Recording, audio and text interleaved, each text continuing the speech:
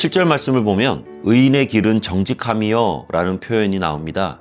이건 의인의 특징이 정직함에 있다는 건데요. 하지만 사실 여기에 나오는 의인은 삶의 모습이 완벽하거나 아무런 흠과 허물이 없는 그런 사람을 얘기하는 건 아닙니다. 그런 사람 예수님 말고 없습니다. 여기서 말하는 의인은 5절에 나오는 높은 데 거주하는 자, 그리고 10절에 나오는 악인, 이런 사람들과는 달리 하나님을 경외하며 그 말씀에 순종하는 사람을 말합니다.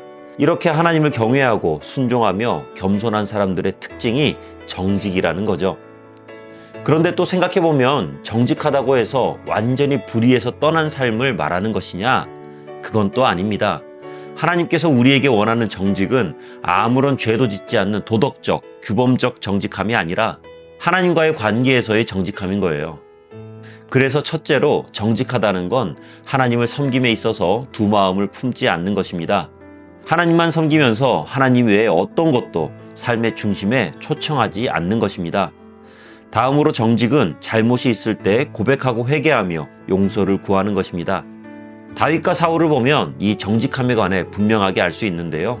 사실 다윗이나 사울이나 죄 짓고 산 건 마찬가지입니다. 어떻게 보면 다윗이 사울에 비해 더 큰 죄를 저질렀다고 볼 수도 있죠. 하지만 성경에서 다윗은 정직한 사람의 전형으로 나오고요. 사울은 정직하지 못한 사람의 전형으로 소개되는데요. 이유는 죄에 대한 태도 때문입니다. 다윗은 자신의 죄를 지적받았을 때 인정하고 무릎을 꿇었습니다. 하지만 사울은 사무엘로부터 잘못을 지적받았을 때 합리화하고 변명으로 일관합니다. 바로 이 점이 두 사람의 가장 큰 차이였던 것입니다. 마지막으로 정직하다는 건 하나님의 명령을 따라 살기 위해 노력하는 삶의 모습입니다. 살아가면서 선택의 순간마다 성령의 인도하심 따라 선한 양심으로 결정하며 못된 것들을 버리는 거죠. 그런 바른 선택을 하는 사람들, 그러한 사람들이 바로 정직한 사람들인 것입니다. 자, 이렇게 정직에 대해 살펴봤는데요. 솔직히 우리는 모두 연약해서 죄에 너무나도 쉽게 노출되죠. 별 생각 없이 일상을 살아가다 보면 나도 모르는 사이에 못난 모습이 불쑥불쑥 올라오곤 합니다.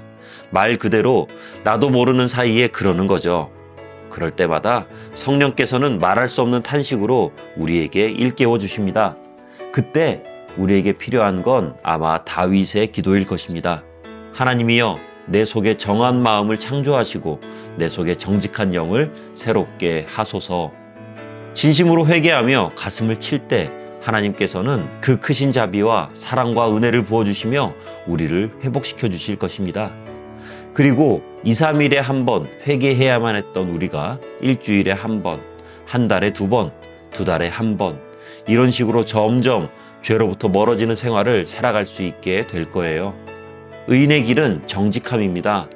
우리가 정직한 길로 걸을 때 때론 돌아가는 것처럼 보이고 때론 손해보는 것처럼 보일 수도 있습니다. 하지만 그 길은 하나님이 함께 하시는 길입니다.